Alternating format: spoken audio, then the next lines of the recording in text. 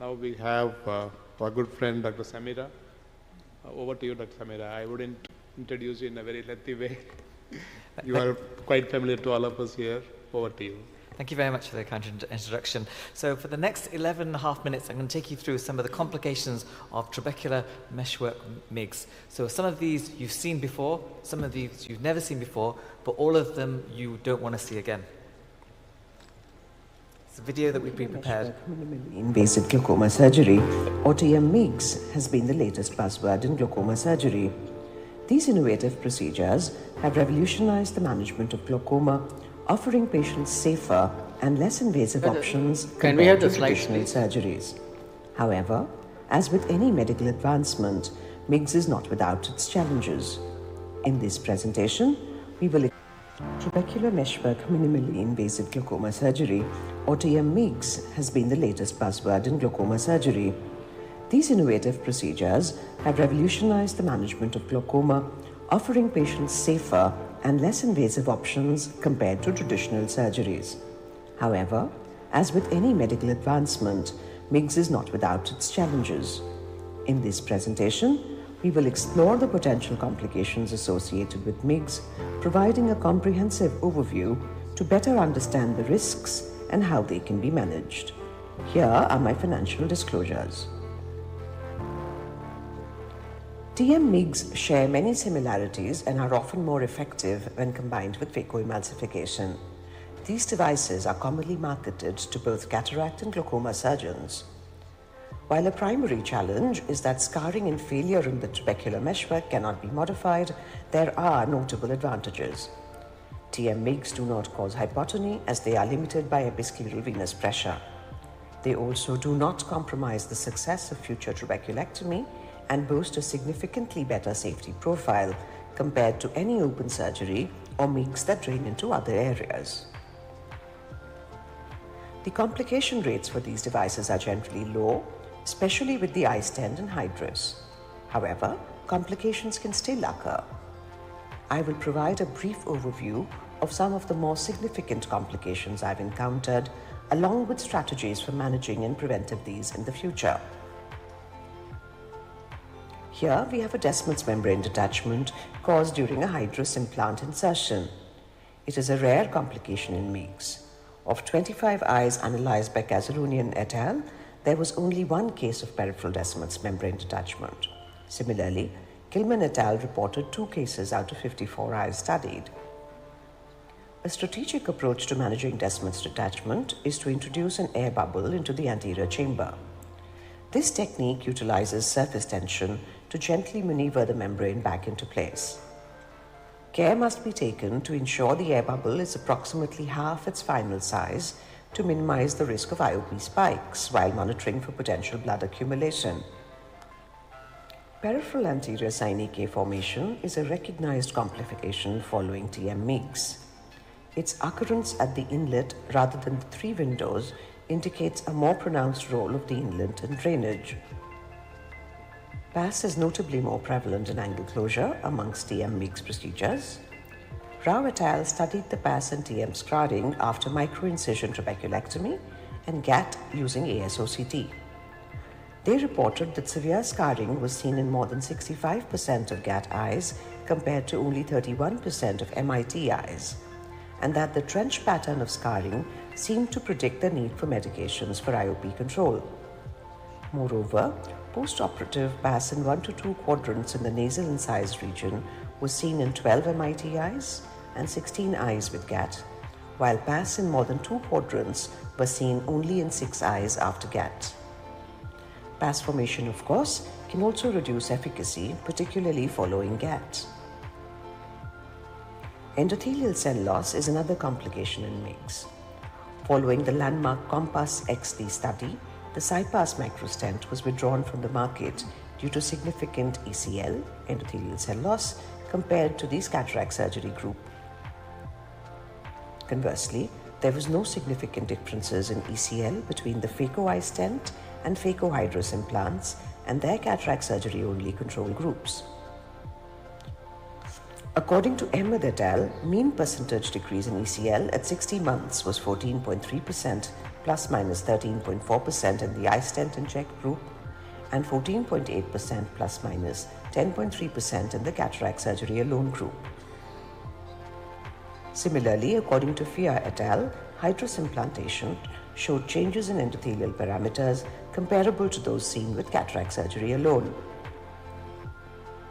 The higher ECL absorbed with CyPass microstent compared to iStent and hydrous implants can be attributed to their anatomical positioning within the eye's angle. The CyPass microstent, located in the supraciliary space, follows the curvature of the inner sclera, placing it closer to the peripheral cornea. This vertical orientation increases the risk of contact with the corneal endothelium, potentially causing mechanical trauma and therefore higher ECL. In contrast, iStent and hydrous implants are inserted within the Schlemm's canal, with the iStent's short nozzle protruding further from the endothelium, and the hydrous microstent lies parallel to the iris, continuing into the canal. These positions keep them further from the cornea, reducing the risk of endothelial damage and contributing to lower ECL compared to the CyPass microstent.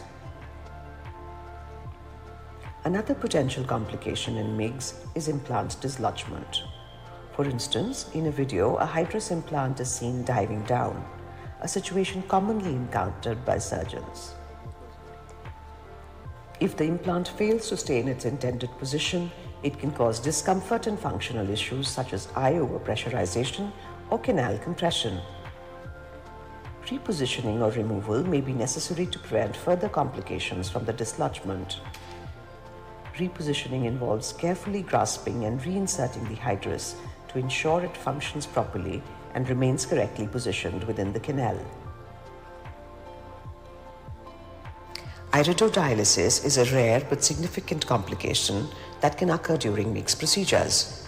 It involves the detachment of the iris from its root at the ciliary body, resulting in abnormal iris positioning, irregular pupil shape, changes in iris dynamics, and potential visual disturbances. In the Horizon study, which compared cataract surgery with the implantation of a Schlemm canal microstent versus cataract surgery alone, one case of iridodialysis was reported among 369 eyes after hydrous implantation. This complication can be challenging to manage, as demonstrated in this video, where iridodialysis occurred during the placement of a hydrous implant following a particularly difficult phacoemulsification. The patient's significant movement during surgery contributed to approximately 40% iris detachment, albeit with minimal bleeding. To address this complication, 2 Hoffman pockets were created and 10 zero-proline sutures were carefully used to reattach the iris. Postoperatively, the iris achieved a near-normal appearance, highlighting the successful management of this challenging scenario. Transitioning to complications associated with eye stents, achieving precise placement of eye stents is crucial for efficacy. Initial insertions may induce apprehension, but proper technique ensures accurate placement and function. During training, assisting with gonial lens placement can enhance confidence. Care must be taken during subsequent insertions to prevent corneal striae and injector tilt, which can hinder correct delivery. Instances of overinsertion or bias can compromise device performance, requiring careful adjustment for optimal positioning within the trabecular meshwork to ensure effective drainage. Improper placement may lead to dislodgement, necessitating repositioning using a blade or the injector, with options for intraocular or extracorporeal reloading. In this context, intraocular reloading was employed. Caution is advised with iStent inject due to the limited 4-shot capacity per procedure, emphasizing the need for judicious use. The GTW model's larger flange helps mitigate risks of overinsertion, while the iStent Infinite allows unlimited reloading attempts, facilitating optimal repositioning without shot limits. A phenomenon known as pinball visit occurs when an improperly inserted iStent detaches and moves within the eye. This requires precise retrieval under gonioscopic guidance using Kawai forceps, followed by rethreading and reinsertion to restore proper function. In another case, an iStent became lodged behind the IOL. It was carefully rethreaded and reinserted into the correct position. When dealing with superficial insertions, a trocar can be utilized to stabilize the stent into a more secure position. Care should be taken to avoid placing irrigation aspiration tools too close to the eye stents to prevent displacement or disruption. Hyphema is a common occurrence in TM MIGS procedures with wide variability in its incidence across studies. For example, Seek et al. Found that 17% of the eyes experienced transient hyphema in their study, comparing standalone KDB and combined KDB with cataract surgery. In another study by Fellini et al., hyphema was identified as the most common complication, with incidences of 3% in the KDB group and 14% in the trabectome group. Fortunately, hyphema is typically self-limiting without significant clinical implications. However, larger hyphemas may require evacuation, especially if there is an associated risk of elevated IOP or corneal staining. Trabectome procedures may lead to more frequent hemorrhage and long-term intermittent hyphema due to their larger drainage area. The iridodialysis observed here was caused by the KDB procedure, emphasizing the necessity of maintaining a clear surgical field. This condition can result from applying excessive downward force during the procedure, while excessive upward force may lead to descemet membrane detachment. However, such complications typically do not require repair unless they are severe. In conclusion, although complications are a natural part of learning TM MIGS, proficient management skills are essential for handling various devices. Ensuring thorough patient education and adhering to best practices without taking shortcuts are key to achieving optimal outcomes. Setting realistic expectations and striving to exceed them is crucial to patient satisfaction.